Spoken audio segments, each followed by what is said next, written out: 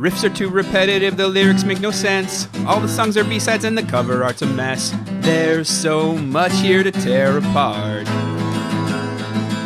Listen to it for a week, now that week has passed. It's Why I Hate This Album podcast with Tim and Garrett. Hello and welcome to another episode of Why I Hate This Album. I am one of your hosts, Garrett Harvey. With me, as always, co-host extraordinaire, Marty to my Doc Brown, Timothy Richardson. Tim, how you doing, buddy? Sad, I think, or possibly angry? Anger's probably a little warmer as to where you ought to be. Sad, I can maybe understand, but what's got you so conflicted? Stained's Break the Cycle, released May 8th, 2001, is confusing me, Garrett. Everything about this album is confusing, from the song lyrics to the style to the man behind the music itself, and we're gonna get into all of it. But you're right, Tim. Every angle you look at this thing, I'm baffled. And this was suggested by Hunter Powell, Austin Counts, and someone on YouTube named Skitty. Well, Skitty mentioned it, but he mentioned it in defense of liking Limp Bizkit and did not recommend we do an episode on it. So I apologize, Skitty. Tim, do you hate this album? I don't know. It is incredibly boring and generic. Boo. I'm booing you. That's Boo. fair. That's fair. With your opinions. I'm on the fence. I'm certainly capable of being gotten there this week, but I'm going to get you there. Garrett, I'm probably going to get there. I'm like, okay, you're rubbing your hands together. Yeah, I'm getting warmed up to get you there. Okay, you know what? This has become graphic. This was joyless, and it contained none of the fun of a B-Pays LLCJ collabo. However, God, I hate you. It was pretty easy. What do you mean easy? It was easy to write notes on this album. I'm not sure I agree. Oh, all right. Well, let me ask you, Garrett, did you hate this? Why, yes, I did. I hated it quite a bit. In fact, Tim, I hated it so much more than I anticipated. I thought this was going to be a simple one for me. I was hoping to come in at the end of this week with a strong do not hate. Unfortunately, I really don't like this. Yeah, I don't either, to be clear. Seems like you do. But No, you're doing my bit. I don't like it. No bits. I'm just saying seems like you like it. That's my bit. No, your thing is like all the graphic description of surfers you saw on the Surf Channel. That's not a bit. That was conversation. I can't tell the difference. In any event, Tim, I don't like this. I do not like it. It's way more post-grunge new metal nonsense than I expected. I don't know why. But before we can get into why you love it so much and why I hate it, I am curious, Tim, is this the first time your cycle has been broken? Well, before we picked this album, I would have said I had heard exactly 0 songs by Stained. After listening to it, I think every song I heard on the radio between 2000 and 2003 was by Stained. Amazon Music decided to suggest a bunch of their songs from other albums based on my incessant listening to this album this week, and I knew almost all of them as well. It's possible that in high school I listened exclusively to the band Stained without ever bothering to learn what Stained was. All right, well, I have 2 questions for you. Would you consider yourself to be the world's biggest Stained fan? No. Okay. Question 2. Is the band Stained in any way related to the tattoo you have that says Stained? You know, I want to say that I got that for this week. Well, I know you didn't. We live together. Right. No, that's just a misspelling. Oh. It was supposed to say stained with an E to let everyone know about the stains, but Okay.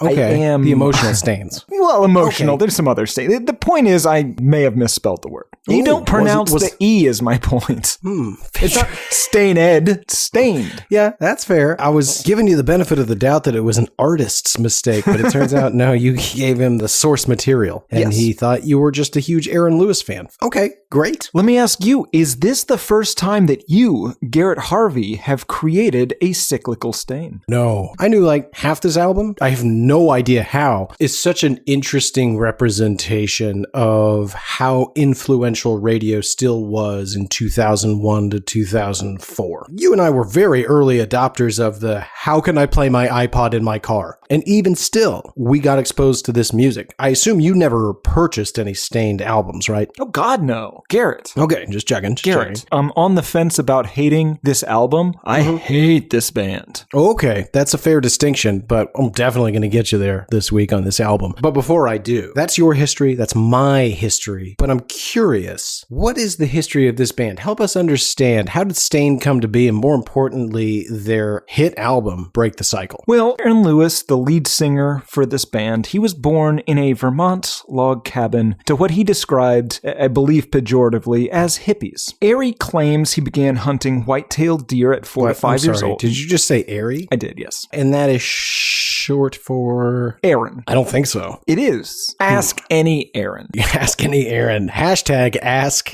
any Aaron. I would have thought you'd have gone with Alu, Aaron, very obvious choice, Ronnie. We can call him Airy Lulu if you'd like. That's a little long. Terrible. That's much worse. Yeah. That's not a nickname if it's much longer. Anyway, his parents eventually divorced and he moved to Springfield, Massachusetts for high school, and I don't know anything else until he turned 21. Perfect. In 1993, at the age of 21, Airy went to a Christmas party and met guitarist Mike Mushock, who introduced him to drummer John Wysocki, and Airy... It's gotta be Wysocki. Yeah, I think that's what I said. Wysocki. Nailed it. Airy brought in bassist Johnny April, and the band was basically formed in 1995. They played a lot of shows around the Massachusetts area, doing covers of Rage Against the Machine, Pearl Jam, Tool, Korn, etc. That all makes a lot of sense. Yeah, I mean, it's sort of new metal and grunge, right? Yeah, combined into some new unholy shitbox. They self-released an album called Tormented in 1996, and then they got a show opening for Limp Bizkit in 97. Fred Durst, being a devout Christian and virgin, got a look at the cover art of their debut album and was appalled. His morals were offended. He clutched his pearls, and he decided that they were theistic Satanists, as obviously compared to LaVeyan Satanism. Right. And he tried to get them removed from the show. Tim, you got mixed up with some Anton LaVey type characters at one point, did you not? I mean, I got mixed up with Anton LaVey, yes. The Anton LaVey. Okay. Yes. Yeah. He used to live in my building. Oh, that's even more interesting. How did you break yourself of the charming and intoxicating grips of Mr. Anton LaVey? Sad story, really. He died. Oh, well, that's probably the easiest way to break yourself of the hypnotic trance of a Satanist. Well, see, that's where you'd be wrong, Garrett. You see, he's a Satanist. Death is not the end for him. Wait, hold on. I live with you. Has Anton LaVey been haunting us? Occasionally he's standing in the corner, but not usually. I think he's got probably a busy afterlife. Garrett, I don't know what kind of shoes he was wearing. I will not get into this with you right now, but was he the one that was having orgies with LRH? Not while I was involved. Well, no, LRH was long dead. Or for a out to sea. time. Well, sure.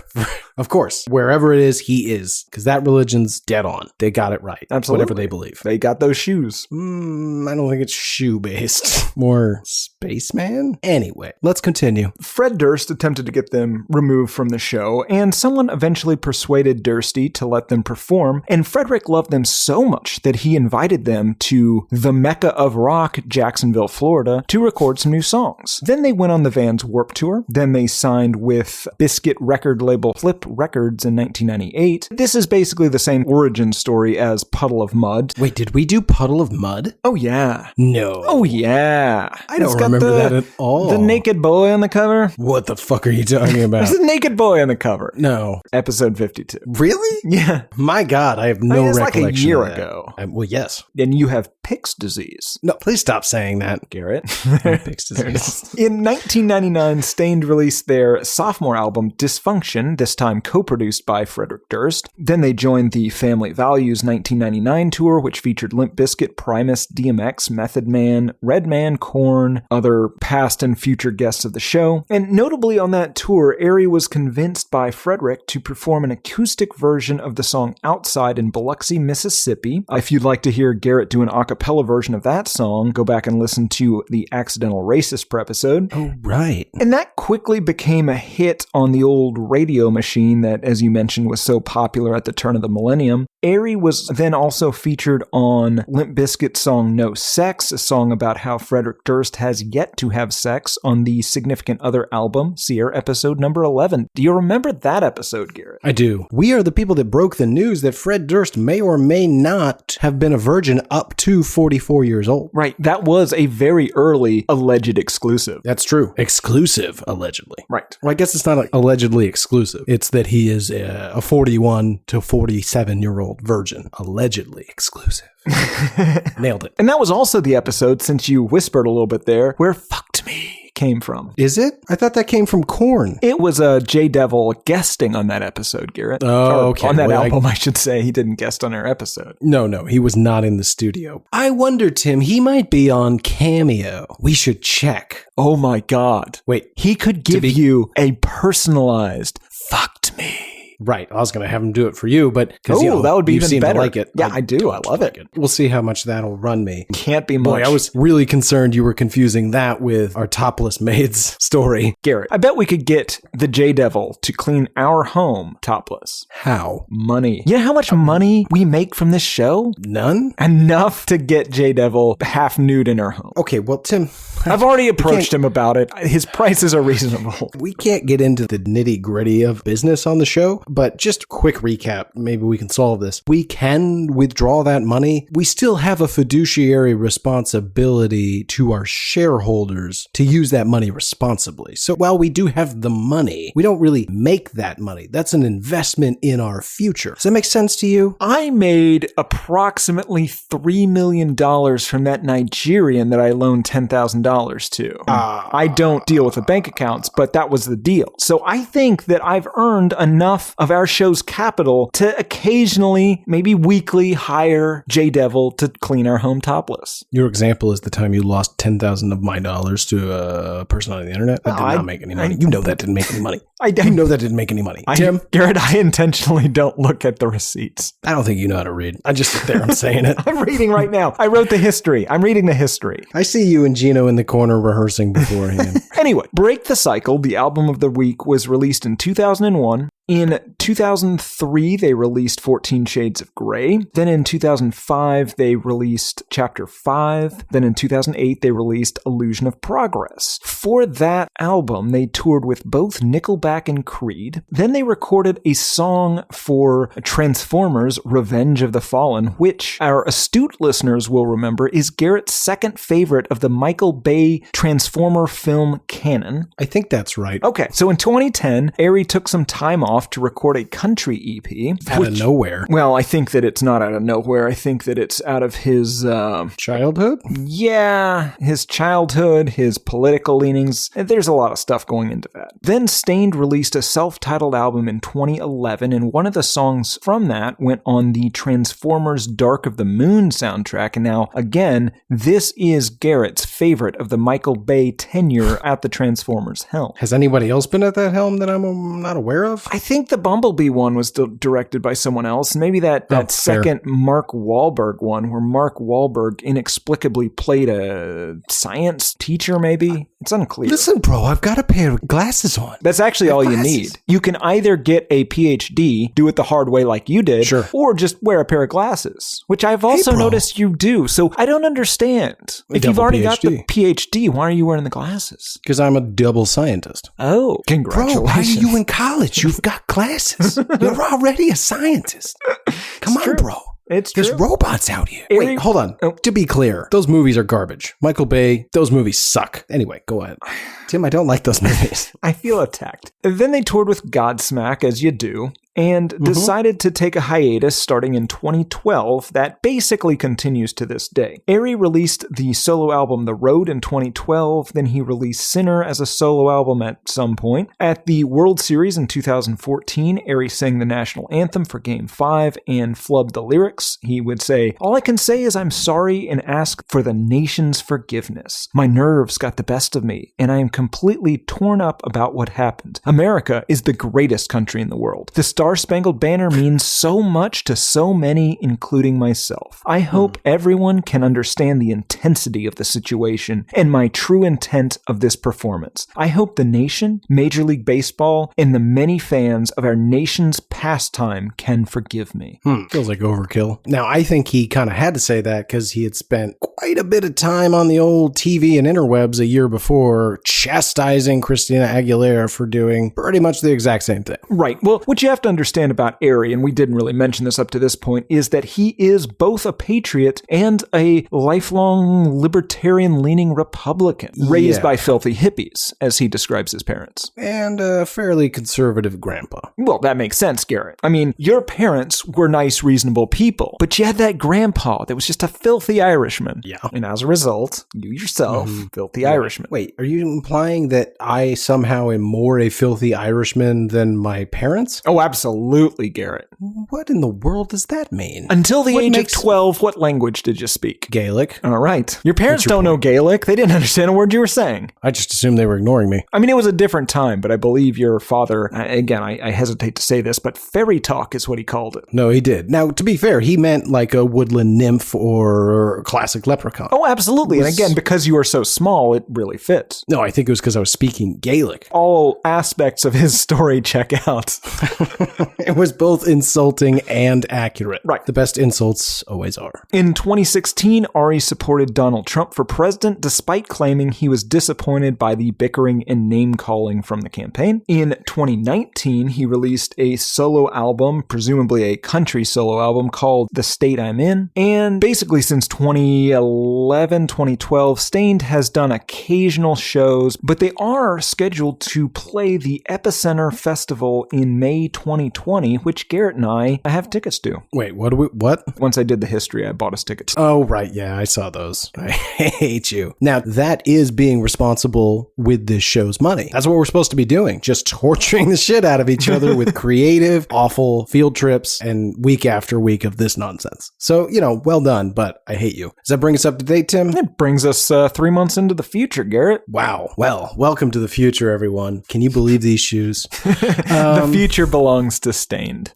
I doubt it. So, to me, the worst crime of this album is how boring the whole thing is. Honestly, I thought It's Been a While was by either Nickelback or possibly Creed. Been a while. Hey, we will get there. You will have plenty of opportunities to It's Been a While me. But this whole thing, it's just post-grunge and new metal just kind of melted together into some sort of horrible superside concoction of whispering and screaming and nightmares and tuned down guitars. Garrett, I might hate this. There we go. We haven't even got to the song by song, Tim. You got yourself there. So it is new metal sounding. It's got the down-tuned guitars, the heavy bass sound. Ari doesn't really rap on here, so it's kind of... I was shocked by that. Absolutely. He doesn't rap, but he does have all the other vocal affectations of a new metal singer. Right. Coming in, I would not have anticipated rap, but the moment I heard the music, I was like, this is going to be weird. And then I was shocked when it didn't happen. It's insane, but it would make more sense if this country musician rapped on this new metal album. That's the sanest thing you've said today. Okay, I will take that as a compliment. Generally, for the lyrics, it's emo-y, but instead of having it be incredibly sad like most emo, it's got the angry thing, and I guess that's the new metal influence. I mean, it also has this post-grunge sound to it, so it's kind of post-grimo, maybe? Is that a thing? Ooh, that's new. Post-grunge emo, post-grimo, pagrimo, pterodactyl. We pronounce all the letters in this house. And that's why I didn't understand the Stained problem. Because if you're going to say Stained, there's no E. It doesn't matter. It doesn't matter. Yeah, we can't keep going over that. The point is, you may want to change it. Again, Fred Durst did co-produce this. Did you look into the other co-producer of this album? No, not at all. Oh, well, that would be Josh Abraham, producer extraordinaire for Weezer, Velvet Revolver, Slayer, Pink, Sugar Ray, Kelly Clarkson, Justin Bieber, Bieber, Adam Lambert, Courtney Love, Linkin Park, and Limp Bizkit. Jesus Christ. Yeah. Okay. That guy has like 70% of all money. That's probably accurate. These guys are just weird suck magnets. Who do they get their start from? Fred Durst, Limp Bizkit, that terrible Transformers movie, the other terrible Transformers movie. If it sucks, Stained is somehow associated. Yeah, That's Massachusetts. Whoa. I got a lot of relatives from there. They suck. Listen, they're abrasive. They are. They made me cry. They did. That's in the pro column. No. The accent is tough. Oh, yeah. It's really irritating. They're racist. A lot of them are that racist. Is something that I don't know if everybody's aware of. Massachusetts, you got some race issues. Let's talk about the way he sings. The many ways he sings. Fair. Sometimes it's screaming. Sometimes it's whispering. Sometimes it is more singing, more melodic, I guess I'll say. He's not a bad singer. He just sings badly. That's a good way to say it. Sometimes he seems to be a clenched jaw singer. Mm-hmm. Like the words aren't quite getting out. And then the other one I noticed was like a poor man's Chris Cornell. Yeah, I think that he's taking a lot of influence from grunge. He's taking stuff from like Eddie Vedder, Chris Cornell, Stone Temple Pilots. He's trying to do what Creed does, where you're intentionally mumbling, but you're you're mumbling into these like elongated mumbles, and I don't understand It's been a while. Yeah, there you go. It's a strain. There's a little of that in there. Ladies and gentlemen, that was the third simulated orgasm on Why I Hate This Album. I thought that was the first simulated defecation. No, that's the sound of an orgasm. I don't think so. Yeah, there you go. Push him out. Right, exactly. That's what I'm saying. Get yourself to a urologist. My God. Well, I mean, you know, one of us is an older man at this point. So yeah, this band is Alice in Chains. If Alice in Chains sucked. I was going to go for something, I don't know, more creative, but you're right. Maybe if they'd never found their lead singer, I don't know. Yeah, because they got those two good singers. That's right. They sound so much like Creed. Is Creed better? Creed v. Stained. Who's worse? I think you have to throw Nickelback in there too. I think they're the same band. Oh. Track number 1, Open Your Eyes.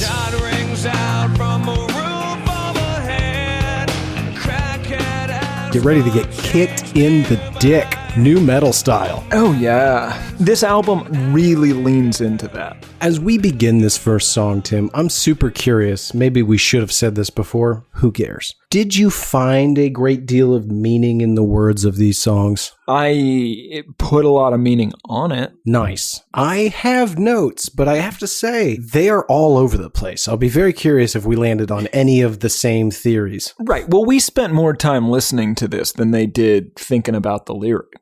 Absolutely. Sometimes by their own admission. The first verse of this reminded me a lot of Green Day's Boulevard of Broken Dreams. Well, sure. It's a very similar opening line. And then the rest of it, are you familiar with the song Makes Sense to Me? Bloodkin song. It was covered by Widespread Panic. I am not. It's essentially the same song, just much, much better than this. And it probably seems a lot less apocalyptic. This is the problem with this album. He's very judgmental. That is a theme. It's coming from this very moralistic place. In the first verse, he's walking the streets. A shot rings out from a roof overhead. A crackhead asks for change nearby. An old man lies in an alleyway dead. A little girl just stands there and cries. It does sound apocalyptic, but I'm pretty sure this is how he views Los Angeles. Okay, I see your point. So yeah, where I read that and my first question was, where the fuck are you? Because it sounds like Syria. No, he's minus in, the crackhead. Springfield, Massachusetts. Right. So what you're saying is this is how he views the world around him, reality being something somewhat different. Yeah. Verse 2, for example, there's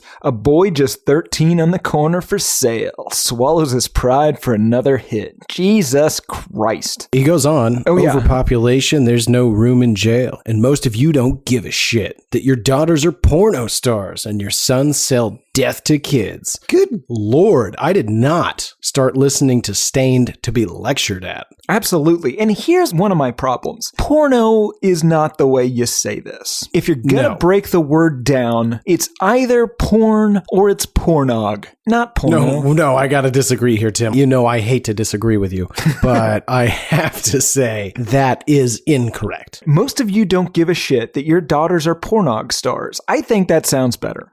It doesn't, man. I cannot get on board with this. You gotta go with where the syllables are. The point is pornog your is daughters better. are pornog stars, and most of you don't give a shit that your daughters are pornog stars, and most of you don't give a shit that your daughters are porno stars. Pornog is better. I see what you're saying. We are a pornog household, Garrett, not a filthy I don't know if porno I'm ready to household. jump on team pornog. It's too late. So, Tim, I was listening to this song, particularly the lines we are talking about right now, of course, while watching the Ben Affleck movie Daredevil on mute. And I have to say, it does sync up pretty nicely. Your process is so strange. Listen, it's the only way that I can really digest it. And, every once in a while, there's a little hidden treat there. This guy who's walking around, he sees the filth and grime of the city. All he sees is the worst of people, Tim. These boys, these pornog stars. And he's just...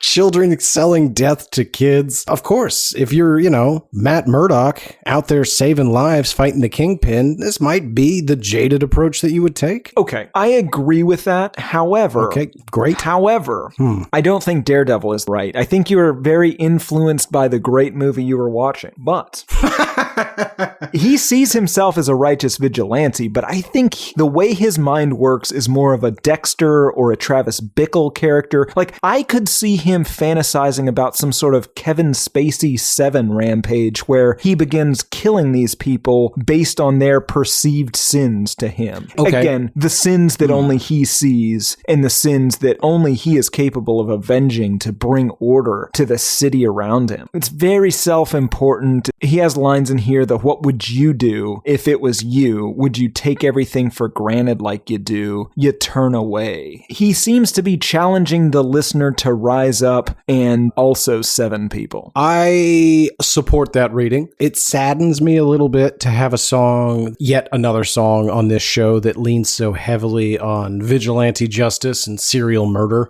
Seems like something we just can't seem to get away from on this show. But you're not wrong. However, what I would challenge you and the listener to question is whether or not this remains pure fantasy. In my opinion, it does. You're saying he's does a not coward. have the huevo. Correct. I was going to say huevos. Reaching out to our Latinx community out there. We read those tweets. Don't understand them. Do not speak a word of Spanish, except for huevos. Yes, you do Huevos speak means Latin, balls, though. right? That's I do. helpful at all. It's not. I can see that. It's a dead language, Garrett. Right. I don't know what I was thinking. So as he walks along these streets, soaking up all of this acid rain, underneath the taxi cabs, I hear the city streets cry out in vain. When I heard that lyric for the first 3 days, I just kept picturing Sideshow Bob riding underneath a car. I didn't understand. I didn't understand he was hearing the streets crying beneath the taxi cabs. I thought he was listening from beneath the taxi cabs to the city. Oh. That was an odd way to spy. Also, again, I was picturing Ben Affleck's Daredevil. Right, with giant feet and riding under a car. He's a huge man, Tim. Yeah, he's got big Giant feet. That will not be the last Simpsons reference in this episode. So strap Is it in ever? for that. Yes, usually there's just the one. Oh, You I have wish you a would stop one counting. Simpson rule. What do you mean I'm counting? I don't think you understood the nature of the policy. Garrett, I wrote a book based on that policy about how many Simpsons references could be in a podcast episode. I listened to every podcast. Nope. Nope. I will not. I will not indulge this. Track number 2, Pressure.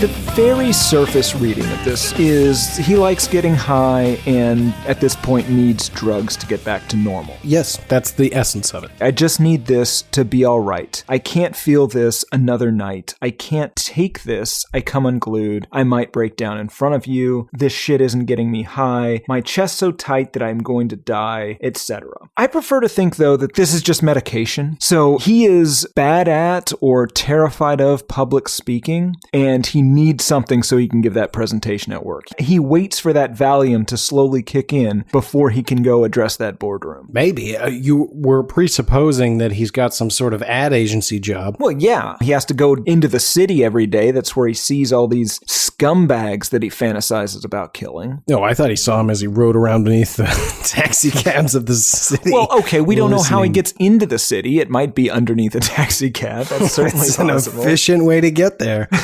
assuming you can determine which one's headed into town.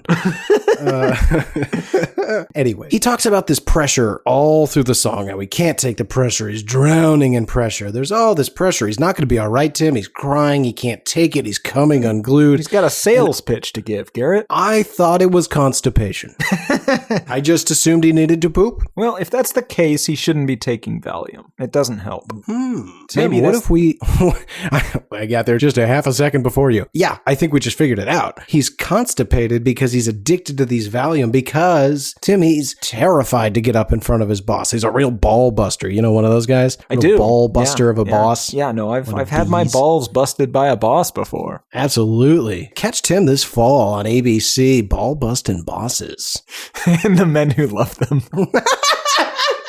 You're hard on me, sir, but I appreciate it because I know you think I can handle it. Oof. Well, This fall. Garrett, perhaps he places so much of his self-worth in that boss because maybe he didn't have a great father figure. Maybe there were some problems growing up. Oh, listen, if you guys want to just kind of understand Stained and Aaron Lewis just at a ground level, he's got some daddy issues. And to be clear, when we say daddy issues, his father. That's a great point, Tim. That is a great point. Wouldn't want anyone to get confused. This is not a sexual daddy relationship.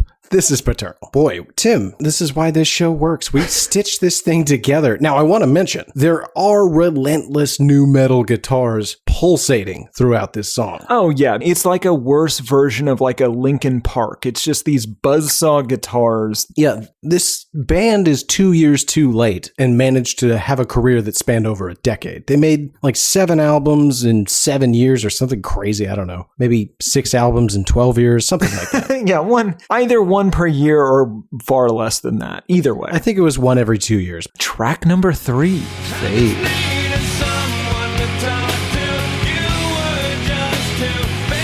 Did you read the official explanation for this song? Official, or are you talking about Genius lyrics? Because there's a difference. Fair enough. It's Aries' description of this song. I did, in fact, Okay. get it from Genius Lyrics. But he said that this is a song about paternal neglect and said that he believes that parents as a whole have forgotten how to do their job. Interesting. It's okay. a weirdly, conservative, annoyingly moralistic view. And it's an odd concept for a song or an album, just post-grungy nu metal about raising your kids better. This is the Bill Cosby of music. Well, easy. That kind of means something else now. Because Aaron Lewis did not drug and rape a record number of women. Allegedly. Yes, allegedly. Except for the one where he's in jail. Not that one. They got you. Okay. You creep. It's just about how he's a scared little boy, though. Well, that's the interesting part is, so in your official description, it's directed outward towards parents that I guess he's observing. I don't know. He's observing parents on the street and he's judging them. Yeah, I mean, I judge people Oh, absolutely. pretty regularly. Absolutely. But you just tell me and you tell a limited audience. You don't have a break the cycle. This is a big platform. You know, Tim, I don't want to be gross here, but we've been going a couple of years now. It's not that limited. I mean, we're talking hundreds of thousands of people.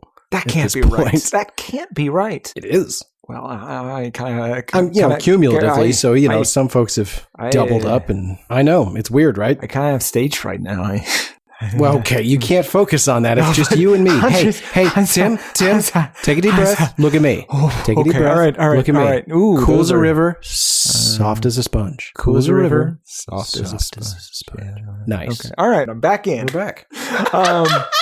Anyway, okay, so back to what I was saying, I think, before I got freaked out there. It's about how he's a scared little boy. Before you get into the lyrics, most of it, I think, is directed at maybe his parents? Yeah, I think so. All right, let's get into it. The chorus, I just needed someone to talk to. You were too busy with yourself. You were never there for me to express how I felt. I just stuffed it down. This is not high school Garrett poetry, but elementary school Garrett poetry. This is like a temper tantrum poem. Well, I'll tell you what it is, is, Tim. You're close. I can understand why you might attribute this type of thinking to a young child. And you're not far off. But what I think we're dealing with here, and if folks are confused, maybe you're a first-time listener, it is not uncommon for us to figure out what type of Garrett the artist is. I don't know why. In any event, they're all of some sort. Everybody has to be. This particular Garrett is what I will call Bizarro Garrett, because we do share a lot of similarities. We are almost both writing very terrible songs. Me, of course, in the form of high school poetry at a 16-year-old boy. Him as a multi-platinum selling artist touring the world. In any event, Tim, we both had, let's say, brisk upbringings. Parents that were busy doing their thing whilst we lived in the same home. More of a roommate situation where one person can dictate all the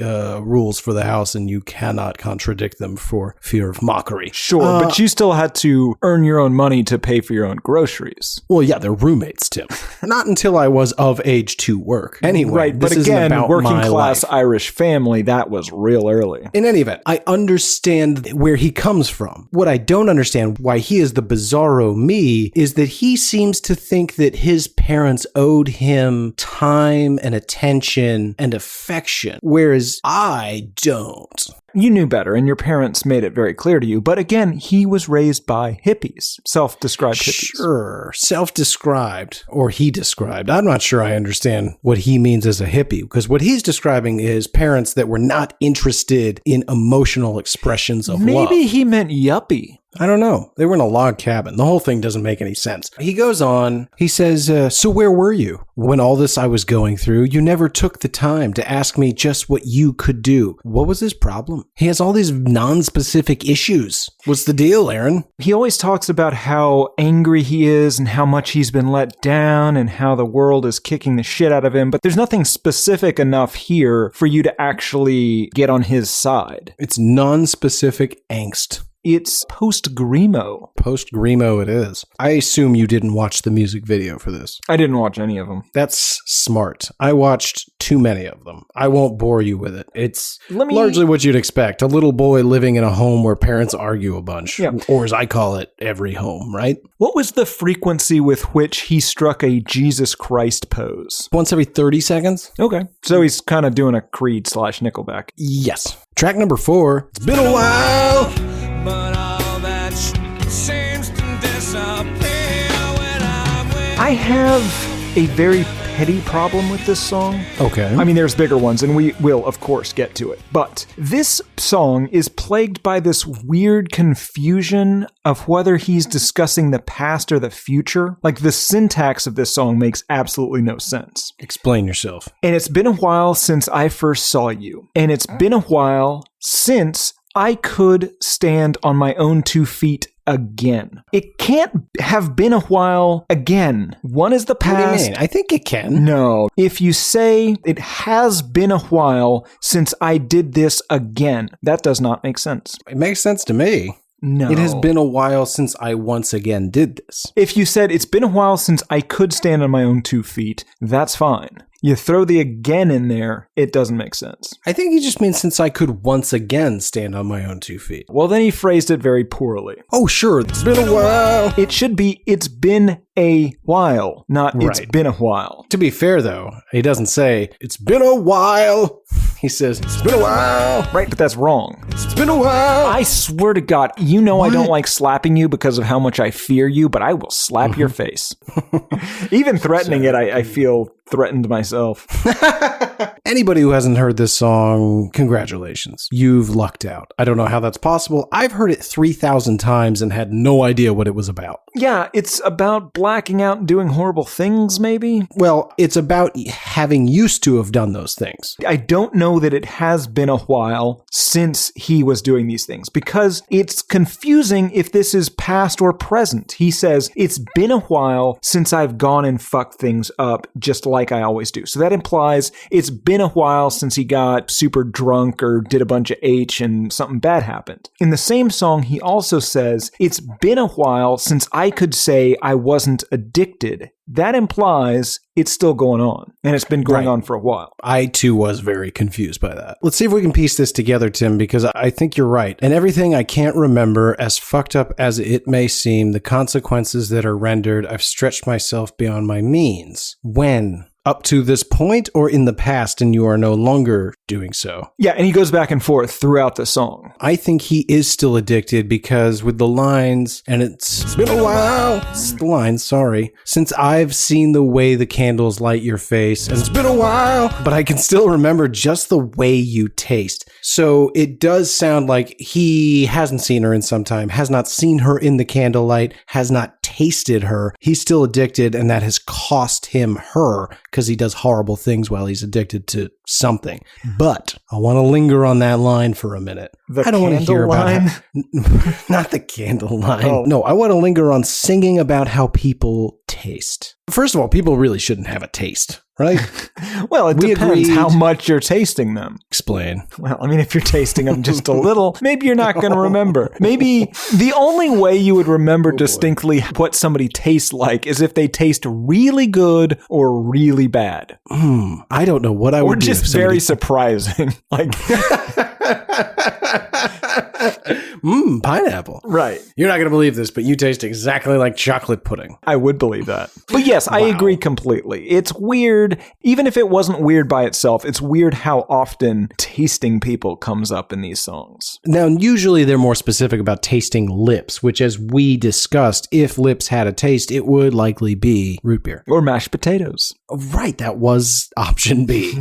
Yes. I also want to say, though, it made me sad that we, and by we, I of course mean you, accused Dashboard Confessional of being the candlestick maker. Because Ari, he might be making people into candles. Maybe this is a copycat killer. Ooh, I do like that. Only the difference is he chops them up and he puts them into small candles like, You've probably bought one. You go to Bed Bath & Beyond.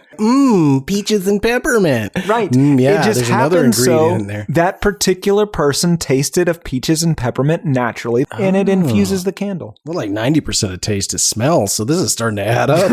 It's not. It's really not. Can I give you a genius lyric comment from 2018? Sure. This is eRizzy69, who said, "Great song or the greatest song?" Unless he is doing a Colbert thing, that He's is gotta be. incredibly sad.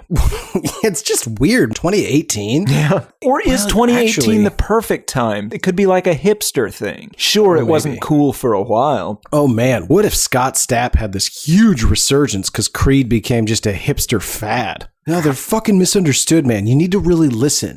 His arms are did. wide open. No, Yeah. we listened. There's also a bunch of weird daddy issues, like very specific daddy issues that kind of pop up out of nowhere and will... I thought he absolved his father. He kind of does. He says, "And everything I can't remember, as fucked up as it all may seem to be. And I know it's me. I cannot blame this on my father. He did the best he could for me." It seems like he does, but remember those lines? I cannot blame my father, because there are many songs in the remainder of this album in which he blames his father. Seemed like a good portion of the last song was about blaming his parents as well for not hearing about his emotions. How dare he have emotions? At least that was the rule in the Harvey house. Yes, well, your home was monstrous. Well, I want to be clear. They never said you couldn't have emotions. It was just, picking up on the vibe. Track number 5, Change.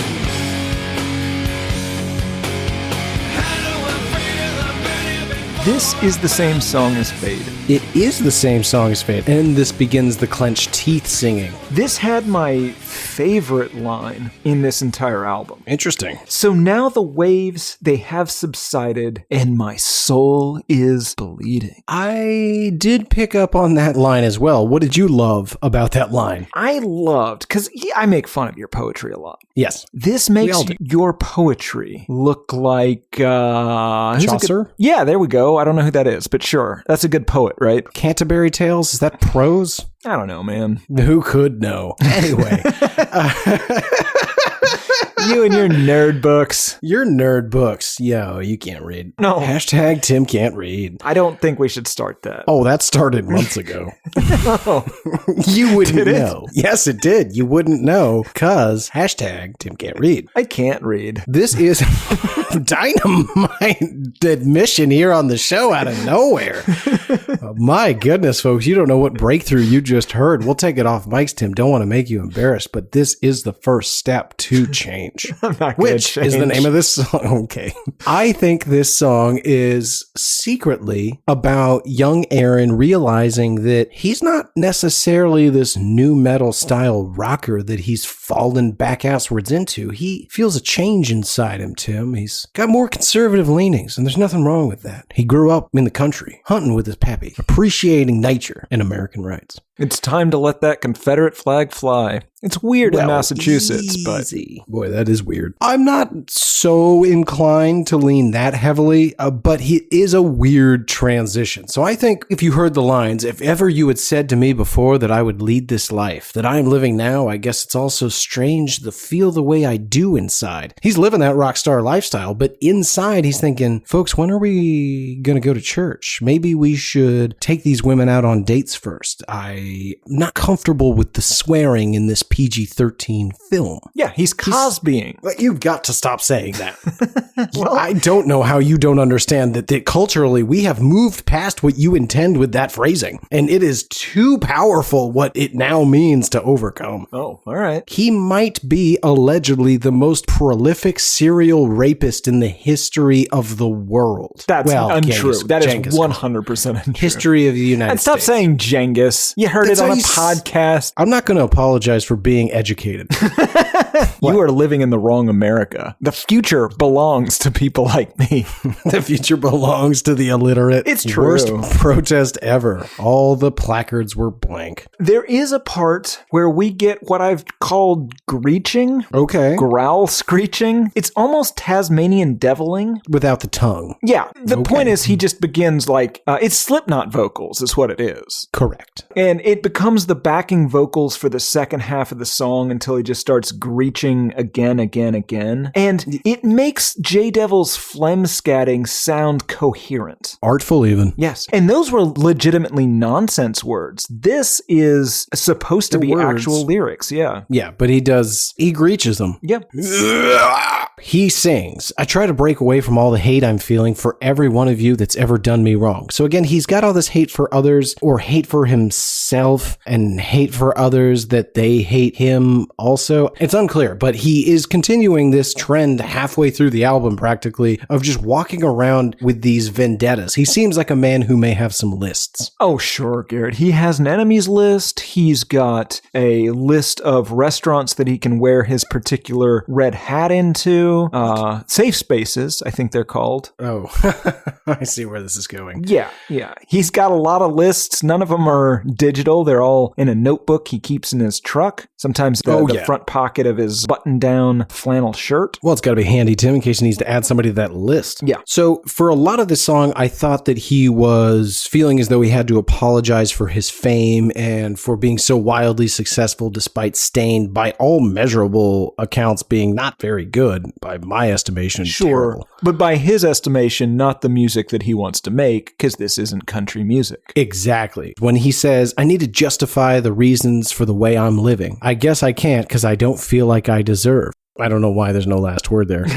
Ask Aaron Because it's Lewis. a Stained song, Garrett. Correct. But he feels like he needs to justify why it is he enjoys exclusively watching ABC Family, Freeform. So this guy's kind of a jackass. We're not here to say all conservative people are jackasses. We're a big tent, Tim. We let everybody in, even conservative jackasses. Yeah, we courted the alt-right for a little while. One of us did. The other one launched a massive Google campaign to get them to stop reaching out. Real waste of money on that one. Anyway, so I think he is just trying to deal with his internal instincts to not be a rock star and really embrace his country roots. Track number 6, Can't Believe.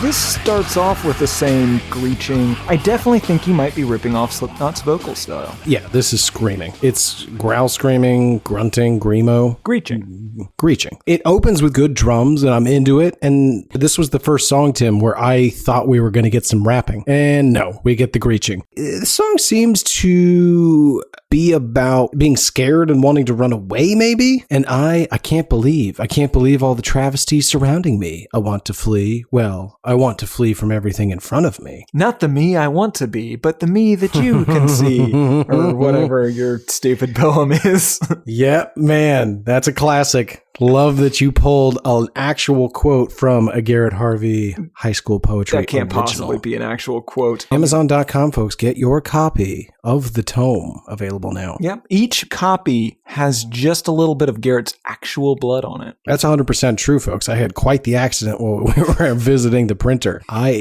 Some of them have quite a bit, to be frank. I hope you're okay getting a book fresh from the store covered in blood, because that's what you're getting. Lyrically, parts of this seem to be hinting that he thinks of himself as some sort of great Kevin Spacey-like cleanser of society. We should clarify, when you say Kevin Spacey, you mean Kevin Spacey in Seven. Right. Again, Tim, I really need to point out, you have picked a person that is so indelibly tied to something that society finds offensive enough that he cannot be associated with anything else. And again, I'm hoping it's coincidence, but it does fall in the sex crime category. How about Tim Allen then? Yeah, no, I think that's okay. Okay. The intro for this, respect. Respect what is found. Respect should abound. Respect everything that you leave. I can't believe. It's got a very conservative bent to it. This song is silly. Honestly, it's a very short song. It's 2 minutes and 48 seconds, and he really does not say a lot. He can't believe all this travesty. Never again. He trusted in you. Fuck everything that you think I should be. Not the me you want me to be, but the me that I should be, the me that I... Anyway. I like it that you have it all memorized now. I'm not even sure if he's singing to his parents, some woman, himself in the mirror. He says, I stand. Never again. Never again. Is he never going to stand again? Did he mean to say stained?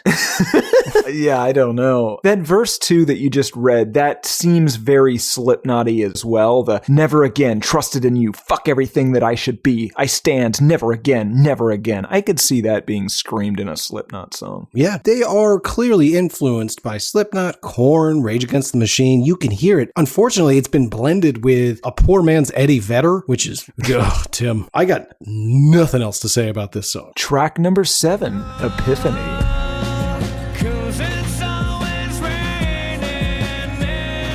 I got a weird sounds like for you. All right. Metal Guster.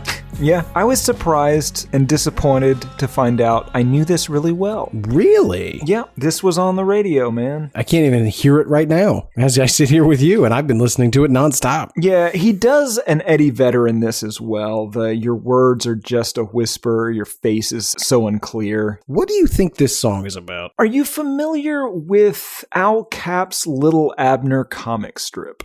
I can't say that I am. Are you 80? The original character that had a rain cloud constantly over his head. Okay. Or an Eeyore kind of character. Now you're in my wheelhouse. Right, yes, you are a Winnie the Pooh head. Yeah, I mean, Sorry. you do go to the Eeyore's birthday festival in Austin every year. If you'd like to meet Garrett, Eeyore's birthday festival in Austin. Apparently, this song is about having ADD. I thought so. I thought it was just about a man who finds it difficult to pay attention. It also just seems like a song about a guy who's just in a quiet depression. Oh, this whole album is about a man quietly dealing with depression and at times constipation due to his medication. This is an album by a guy who is under the impression that if you admit that you need help, that makes you weak. So you just white knuckle it, you deal with it, gonna get through tonight, and you will see how I feel tomorrow. He's so complainy about it, though. I want to point out a lyric in this song. It's ridiculous. It belongs in the fictitious, offensive film Simple Jack. He says, "'Cause it's always raining in my head." Come on, man. That is borderline Forrest Gump. Seems like a kind teacher once tried to explain to him why it is he can't read at 19. Tragic to not be able to read. When you read the lyrics to this song, it's described that he's saying, oh, specifically like in the lyric I just read, oh, because it's always raining in my head. And that's fine. We like a good oh here on this show, but he's not, Tim. It's really more of a, I think it's a bastardized Eddie Vedder because he would always have syllables that may or may not be actual words or may or may not be part of the line that are just oh, sure. Half of Jeremy is just gibberish. Clearly, I remember kissing on the boy. Ooh, but we unleashed the lion. All right, I think we're done with this. But you know what, Tim? Doing that, straining my voice, and I think, I may have passed gas. Yep, there it is. Yep. It there is stinging my eyes. Yeah. It's mustardy. It's elk sausage, actually. We're above this, Garrett. I'm sorry. I'm so sorry. Gino, fan. What I'm trying to say is it did help me to realize just how much he is trying to do an Eddie Vedder. In fact, I think if you wanted to sing, I don't know, exactly like Stained, start with a bad Eddie Vedder and you're going to work your way into a pretty solid Stained. Sure. The only other lyrics I kind of want to mention here are, so I speak to you in riddles because my words get in my way. I think I understand this, Tim. So I speak to you in riddles because my words get in the way. I smoke the whole thing in my head and feel it wash away. Nonsense, right? Yes, it is. This is a man, well, first of all, with a learning disorder, because this is just gibberish. But yeah, it's riddles, Garrett, because words get in his way. I think what he's saying, Tim, is that he is trying to flirt with somebody, I think a young lady, pretty sure based on context clues, but he's too shy. He can't just come right out and flirt one-on-one, really make a direct approach. So he lures her in. He entices her, seduces her with a series of clues and riddles and traps. Ooh, like a bridge troll. Okay, they are known for their riddles for passage, but this, Tim, this is, like a bridge troll. I'm sorry I tripped over that. You're right, like a bridge troll, but also more like a riddler, but at the end you fuck him. What? Well, you remember the Riddler, right, Tim? He was a series of riddles and traps to lure in the Batman to capture and or kill him. Yes, I do remember Jim Carrey's performance as the Riddler. Not really what I meant, but sure. What I'm talking about, basically the same thing, but instead of an elaborate trap to encase the Batman and maybe kill him, I don't know. It ends with you fuck him. You fuck the Riddler. Because you want to. Fucks the Riddler. What? Well, no. This isn't Batman. The woman of his desire. Let me take you through it again. I don't think you're following. So the Riddler, he lures Batman with a series of clues and riddles to a trap because he's a supervillain, right? Right. Okay. The man in this song lures the person of his desire, right? The woman he is attracted to, lures her in to him with a series of clues and riddles. And then he knows if she's willing to follow all this nonsense, like a goddamn scavenger hunt across, let's say, Seattle, and maybe parts of Tacoma, I don't know. Probably Massachusetts. Yeah, that's a good example too. Yeah, sure. You're going to Amherst, and then you're going probably up to P-Town, then over to Gloucester, swing back through Worcester, and then into the city to end it. God, they're just the worst. Your people are the worst. But not our listeners from Massachusetts. You guys are all right. Well, they get it, Tim. Right. Now, Massachusetts, you're all right. Again, home to my favorite sandwich in the entire world, Angelina's Pizza and Subs. If you're in the area, get yourself an Angelina's. You know, somebody Cheeseburger tried sub. it out. We never found out what he thought. Yeah, if you're out there, listener, you said you were headed that way. Were you all smoke and mirrors? Did you lie to us? Or did you enjoy the best goddamn cheeseburger sub you're going to find in America? Or did you get horrible food poisoning from Garrett's garbage restaurant? How dare you? I'll fucking kill you. Okay, so I think my sticking point was because you just kept saying, you fuck him. But really, the Riddler... Yeah. The airy Riddler fucks the lady. Well, she fucks the Riddler. He's the Riddler. Okay. Aaron Lewis is the Riddler. Track number 8. Suffer. Suffer. Suffer. Your feel won't go away. You're all programmed to feel this way. Hey guys, did you know, they whisper sing suffer a bunch in this song. Did you figure that out? Yeah, it's good. Is his TV telling him to kill? Yes, absolutely. It's asking him to feed it a cat. The television's feeding you with what you want to hear, anger and fear, because you suffer. See, I think this is more of his weird morality coming in. So he's the kind of person who's just like, did you see that Super Bowl halftime show? I'm suing the NFL, which is a thing current. God damn. People are upset because of what they referred to as crotch shots that aroused them. Well, you know what, Tim? This country's going to hell in a handbasket when you can sue someone for a boner. Garrett, let me read to you directly from my notes. Okay. Again, another song that seems to be about how the world is going to hell in a handbasket. I think this entire thing is just him being like, well, the television, it's all a bunch of garbage on there. It's sex and drugs and killing It's the police. his conservative values seeping in, and that's okay. People are allowed to have different values. The difference here is that he hates people for it. Yes, he's Tim Allening. And again, I support Tim right. Allen because he's a fellow Tim. Right. But does Tim Allen, is he like conservative now? oh Is that his God, thing? yes. He was never one of our best Tims. Who's your best Tim? I can't get into it, Garrett. It's there are so many good ones. And because I am a Tim and in a network of Tims, I know of a bunch of Tims that you've never even heard of. That are good Tims? They're great Tims, Garrett. There's a Tim Robinson that is an accountant in Arizona. Now, he's not flashy. He's not a celebrity. He's not a sportist. He does not like being an accountant, but he does it for his family. He is a hero to those people. And he doesn't get celebrated, but he should. He's a great Tim. I hate when you tell me about Tims. Tim, do you know why he is suffering? I think I figured it out. Because he is not programmed like the rest of us sheeple. Now, that does seem to be what he's implying. He does say, I try to keep it all inside. It didn't leave me too much pride. I forced it all down inside. Forced myself to make me suffer. I think I know what's going on here. What's that? This man has IBS.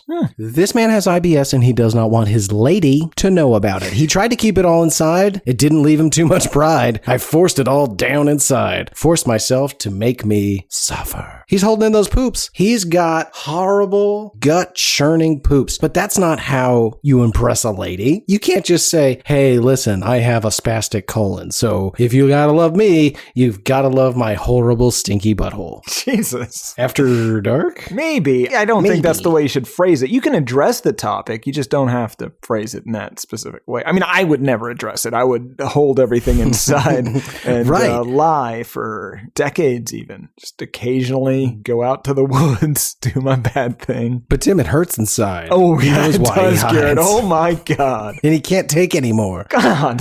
But you know what? He's dealing with it. He tries to walk right through the messes that he made. Gross. Just let me enjoy the life that I live. He's a simple man, Tim. It's not his fault. He's got IBS and he's been holding it in for days. This has been gross. I don't care for this. Don't blame me. I'm blaming you. The band is called Stained. That's, you know what? That's a fair point. I want to keep pointing out, too, that every 3 songs is pretty average nu metal with a lot of post-grunge influence. And by post-grunge, I personally mean, hey, did you love Razorblade Suitcase? You're going to hate this more. Yeah, that's fair. It's worse somehow.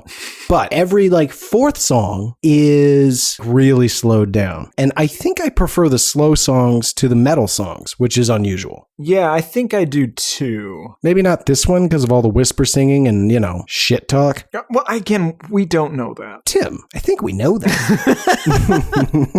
With this, it hurts inside. I know why I hide, because I suffer. from Yeah, no, IBS. I admit you're making a strong case. Track number 9, Warm Safe Place. Best with what I say.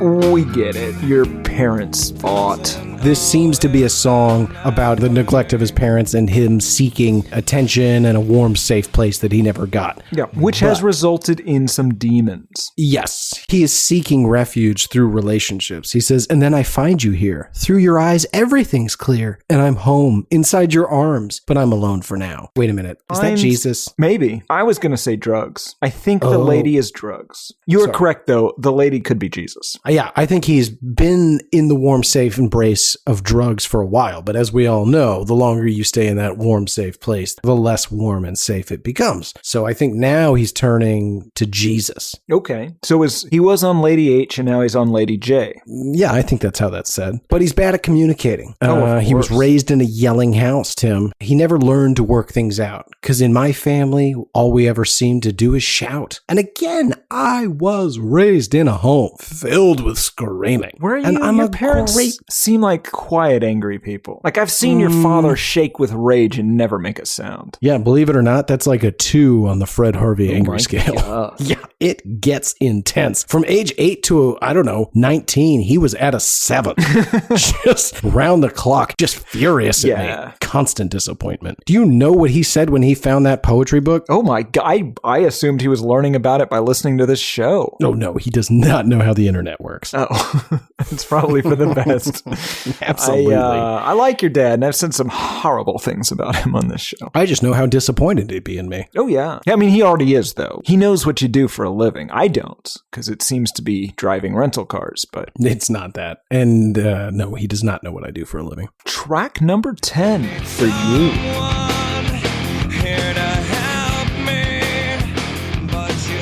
This was another song I was disappointed to find out I was familiar with. Really? You're at least top 5 worldwide Stained fan. Or at least experts. Okay, that is definitely accurate. I would say you'd be hard-pressed to find people walking around on this earth right now that know as much about Stained as you do. Probably. I have done the research. Here's the thing about this song, because I laughed every time I heard this opening. Verse 1 says, "To my mother, to my father, it's your son or it's your daughter. Are my screams loud enough for you to hear me? Should I turn this up for you?" And all I could hear every time is, "Hello, mother. Hello, father. Here I am at Camp Granada." Is that what he's going for, though? No, it isn't. It definitely isn't. And this would be we're on track 10, so this would make this like the 6th song about how angry he is at his parents. Yes. But I think that there's a twist on this one. You tell me what you think. I sit here locked inside my head, remembering everything you said. The silence gets us nowhere way too fast. I think he is sitting at a dinner table, visiting his parents as an adult man, still unable to speak to them because he's just furious at the way he was raised. And they're oblivious. From like age 5 to 40, they've just never heard his voice. Yeah, he just sits quietly, locked inside his own head, because they would never have any reason to believe he's mad at them because they probably did nothing wrong. But you don't know how to listen and let me make my decisions. God, Dad, you just don't get it. But you don't know how to listen. All your insults and your curses make me feel like I'm not a person. All your insults. I know, Tim, I know. We cannot keep doing this. We can. Once again, though, I have to say, I was raised in a home filled with insults and curses. And I'm fine. What's this guy's problem? Is it not normal for your parents to regularly insult you and or curse at you? Oh, no, that's very abnormal. I was raised in a loving home. My parents were very sweet people. And again, one could argue the results have not been great. I have amazing self-esteem, and that's the problem. It allows you to do and say the things you do and say with so much confidence in the worst possible scenarios. I always assume everything I say you're going to agree with and applaud, and I've been disappointed quite a bit. I'll admit that. We've all been disappointed. But I'm hopeful for the future because I know that deep down, everyone is a loving person who accepts me, no matter what. Untrue. I don't do any of those things, let alone absolute strangers. I'm not or did you call me a stranger? No, the people that you assume like you. They do. I think we held a poll. I think people much prefer me to you. I think that poll was very unscientific. Well, it's a Twitter poll. Right. That's how science is done. Right, except for I think you have a bunch of sock puppet accounts. That's neither here nor there. It's both here and there. No, it's not. We were asking how many Twitter accounts prefer Garrett, how many Twitter accounts preferred Tim, and more Twitter accounts preferred Tim. Yes, that's a true statement. That's science. Nope, that is not science. It's humor, y'all, but it's not science. Track number 11, Outside.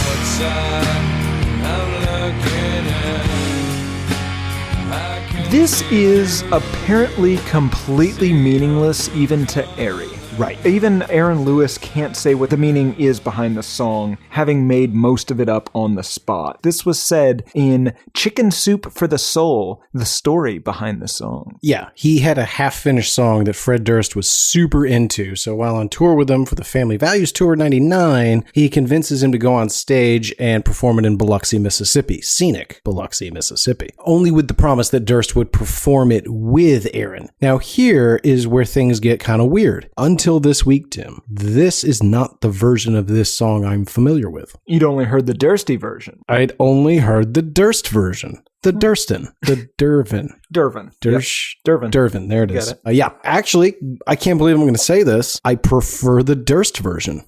The Dervin. This is too overproduced. There's too much big guitar going on in here for such a melancholy song. As Right. you know, I, for whatever reason, know every word. Sure, you can barely hear the Durst on this version. I don't think there's any Durst on this Like I version. said, you can't even tell the Durst is on the song. I think that there is meaning to this song. I think the meaning is that he is on the outside looking in at Limp Bizkit. He is watching Fred Durst. He's on the outside looking in at this popular, famous band, but he can see through him, see his true colors. Inside Durst, you're ugly. You're ugly like me. I can see through you, see to the real you, and that real you, virgin.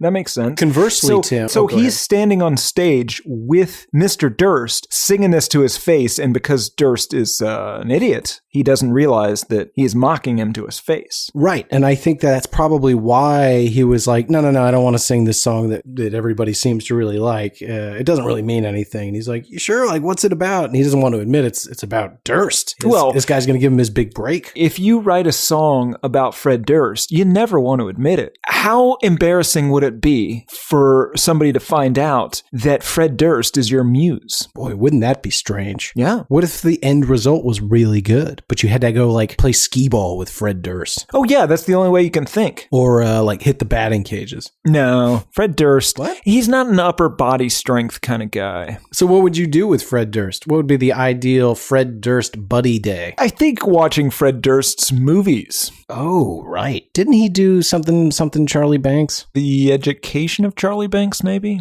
Maybe. This song is frequently dedicated to Joe C., Kid Rock's dwarf. Small is friend? That? Yeah, small friend. And sometimes Hype Man, who died in 2000. Which shocked me. I thought he lived much longer than that. Yeah, I did too. Maybe But he did. didn't. They said very different things. I always imagined a response to this. So every time I heard him say, but I'm on the outside, I'm looking in. I can see through you, see your true colors, because inside you're ugly, ugly like me. Every time I heard that, I just thought, hey, I may be ugly and hate-filled, but what was the third thing you said? Just a most Sislax confused response to this song. And you ugly, hate-filled man. hey, I may be ugly and hate-filled, but what was the third thing you said? Now, Tim, when I heard that lyric, those exact lines, the ones you just read, outside looking in, seeing through you, true colors, inside you're ugly, I was reminded of a summer day in 2003.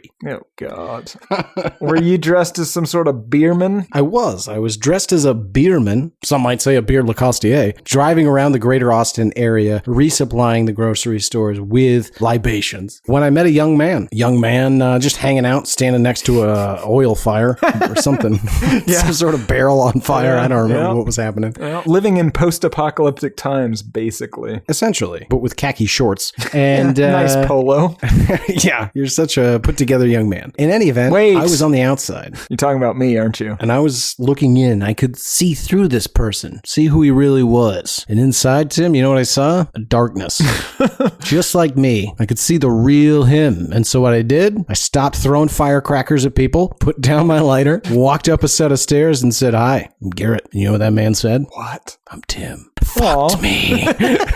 And I knew we'd be friends forever. Yeah, and then we probably smoked a pack and a half of cigarettes each. Easily. To be 17. No, I was 18? 17. I was 19. That is untrue because you were old enough to buy me beer because I was not. I didn't buy any beer. You bought me I was beer. 19. I was No. 19. This was 2003? Mm-hmm. No. Yes. Not That's how, 19. well, I was 20. You were 21. I was 20. Then you had a fake ID. Whatever the point is, you were an adult. No. I was a boy and you bought me beer. I didn't. I At didn't some buy point, that beer. you bought me beer. I hate you so much. Track number 12, Waste.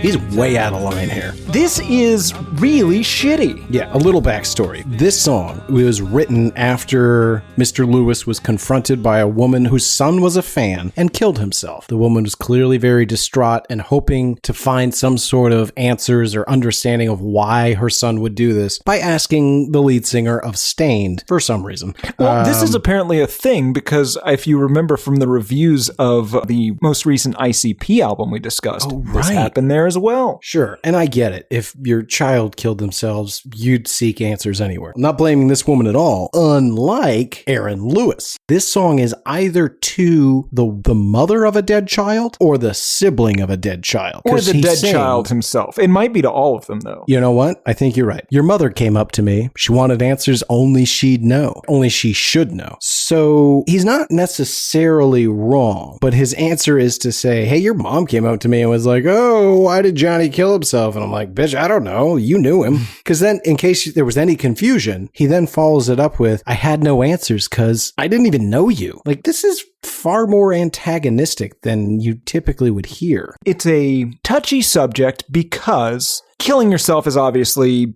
somewhat of a selfish thing to do. Sure. You're just kind of hurting people around you. You don't need to shout that at the people that were hurt by somebody's suicide. Right. The dead child can't hear you, Stained. Well, We should have just called him Stained. That's true.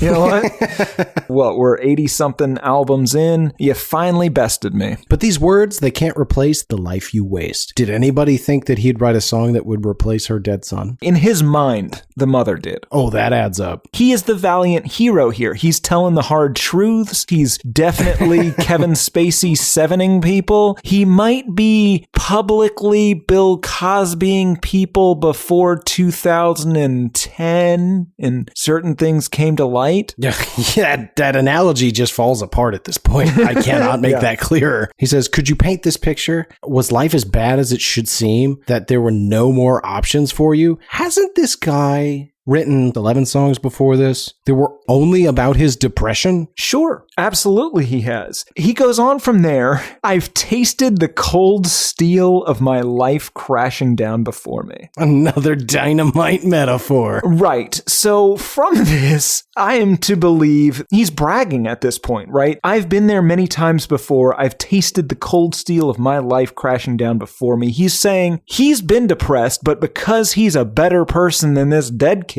he didn't kill himself. He might have put a gun in his mouth. But he didn't do it. Right. Yeah, and that's a weird thing to lord over the dead.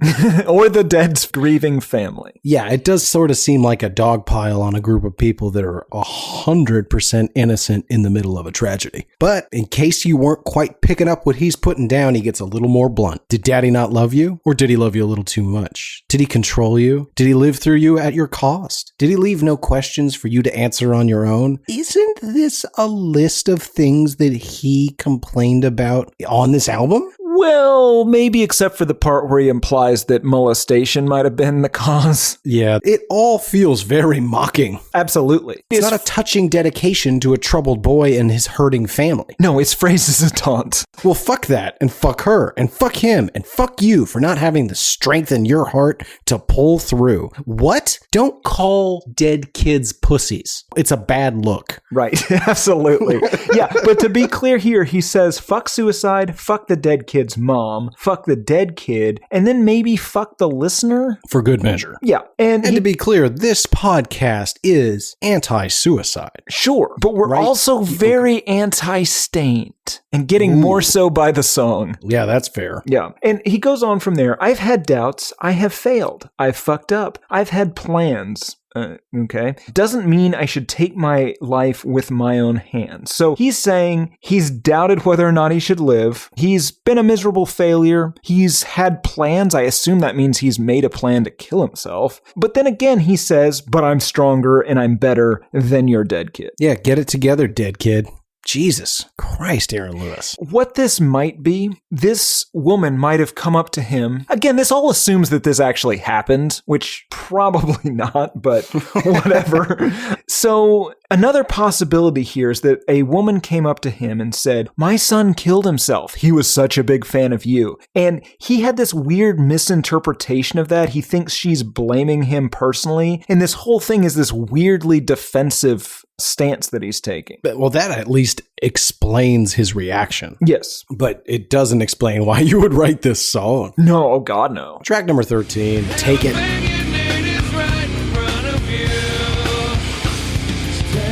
Is this also a take on depression and suicide? Kind of. I do think it is about somebody trying to tell somebody how to deal with depression. Okay. But at least it's a better take on the subject than the last song. It is incrementally better, and I'll explain that. Okay. I tried to frame this. It's like the worst inspirational speaker you've ever heard. He says, everything I can say to you won't help you. Everything you need is right in front of you. Just take it. I can't help but keep saying this. This is a very conservative platform he's got. Oh, pull yourself up by your bootstraps? Absolutely. Pull yourself up by the bootstraps. If you need it, just take it. Yeah, I took it more to be, if you want to break the cycle, as the album would suggest, I can't fix it for you. You have all the things you need to not be addicted to drugs. I can't tell you how to do it. You just have to do it. Yeah. But that only works in a very esoteric manner. You then need to follow up with like, and here are the steps. You need to do them. Not the steps, but here are these steps to not be addicted to drugs. Step 1, don't take drugs.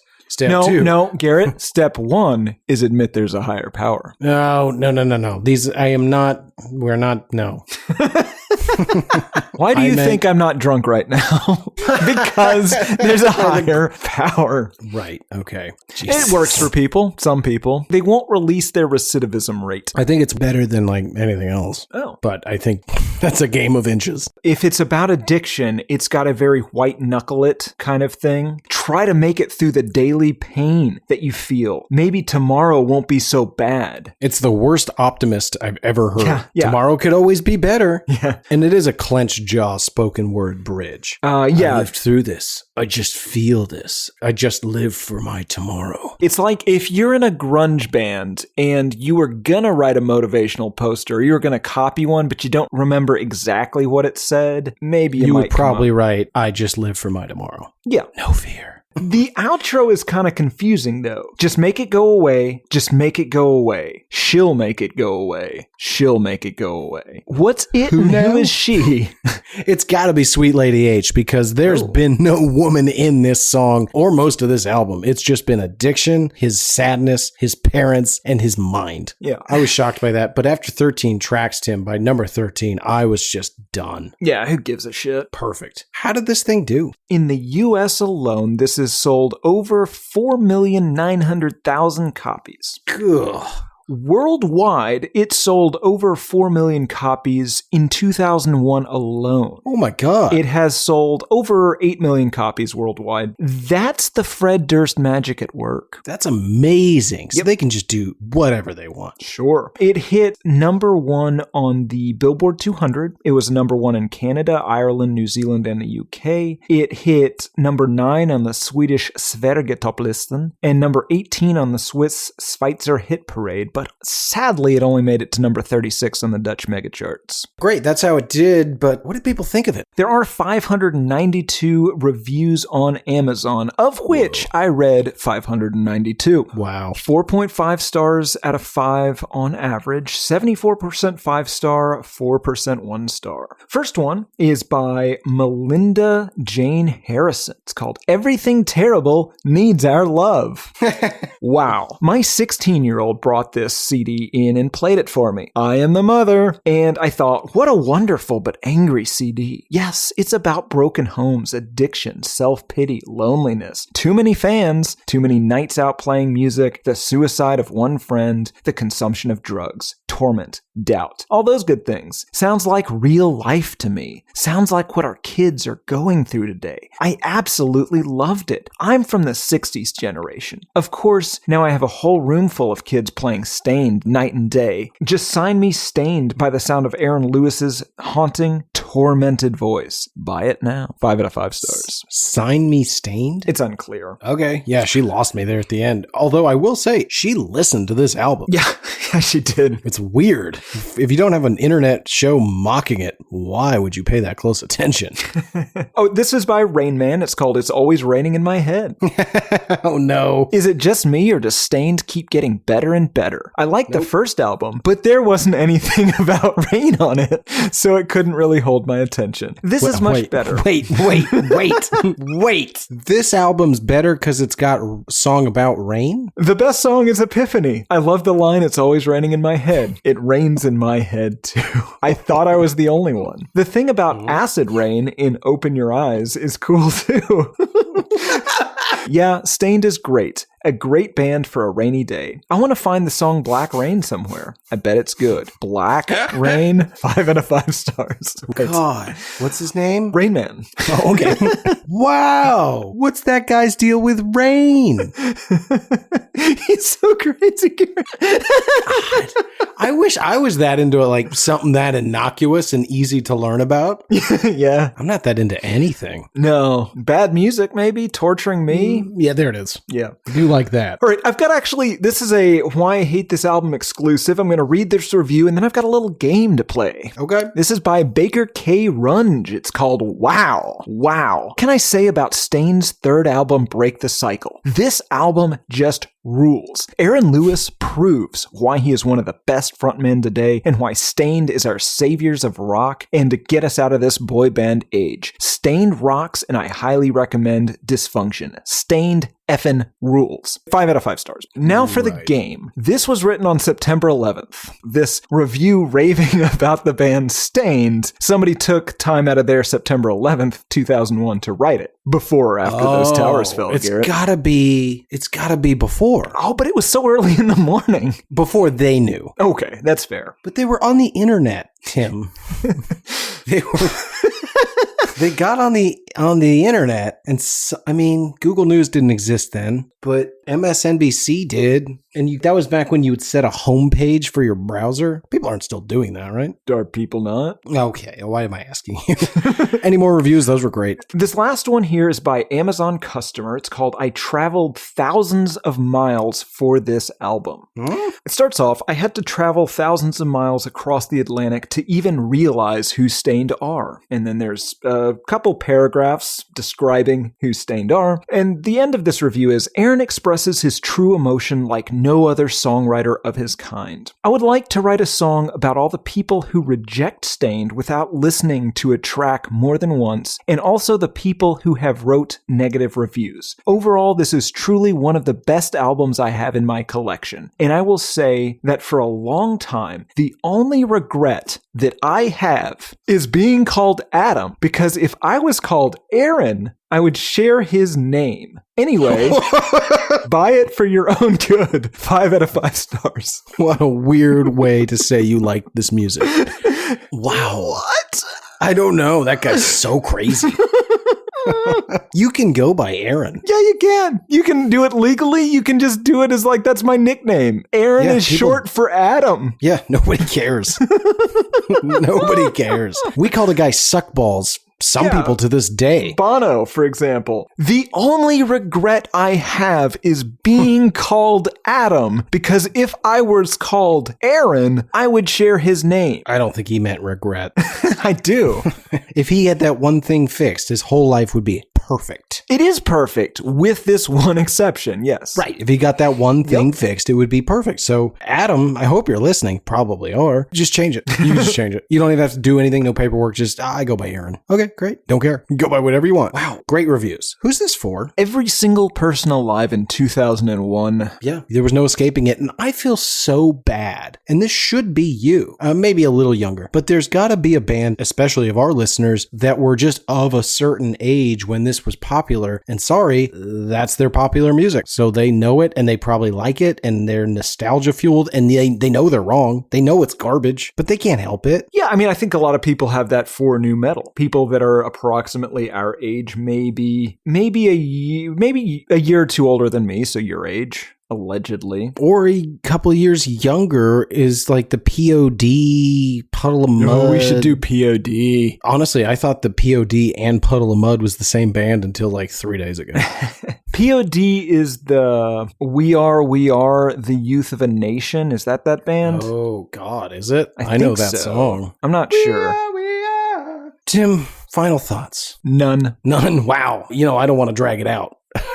I'll just say, you'll notice we didn't talk that much about the music throughout the song by song, and that's just because there was no point. There's nothing good about it. It's fine. It's not like, didn't Slipknot have large steel girders being dropped from hundreds of feet in the air as music? Oh yeah, most of their music was the sound of school buses getting into accidents with other school buses. Right. This was at least more musical. So credit to you, Stained. But it's boring and repetitive. Yeah, unoriginal, new metal, recycled nonsense. You could probably make this on an iPad with GarageBand now. Yeah. And I might, for fun, but with new lyrics that make fun of Tim. Oh, we'll see. I'd like to hear those. Can you do a Stained version of the Christmas Shoes? Oh, actually, this is a good time to, because you're probably not going to do it unless I announce this, and even then, probably still not. Garrett is going to record a karaoke version of Christmas Shoes, and we will be releasing it to all of you. I hate you for signing me up for that. I want to make it clear this is at Tim's behest. Still unclear to me why. It's funny. Tim, do you hate this album? Oh, yeah. Nice. This sucks. What about you? Still hate it? Yes. Yes. Just a big old yes sandwich. Don't like Fair it. enough. Great. This one's been terrible. I thought it'd be more fun, to be honest. As always, go to hatepod.com. You can get a copy of every episode we've ever done in almost any format you can dream up of, except, of course, of Pandora Premium. We are not on speaking terms. But you can even get a downloadable MP3, keep it for yourself, remix it, edit it, listen to it when you go to sleep. That's up to you. We don't mind. What we do ask, though, is reach out to us. Write us weird emails, songs, submissions, art. We feature it all here on the show. We love it. It's our favorite part of this. Hearing back from you guys, weird stories, opinions about the music, suggestions for new songs or albums. We want to hear it all. You can write into us at hatepodmail@gmail.com. You can reach out to us on Twitter at albumhatepod or on Instagram at hatepod. That's a pretty good follow, folks. Tim does a really good job with Instagram. I'm a little lazy on Twitter. You can also reach out to us on YouTube/I don't remember what. You know how YouTube works. Figure it out. For Why I Hate This Album, I have been one of your hosts, Garrett Harvey. I have been the other, Adam, but I wish I had been Aaron.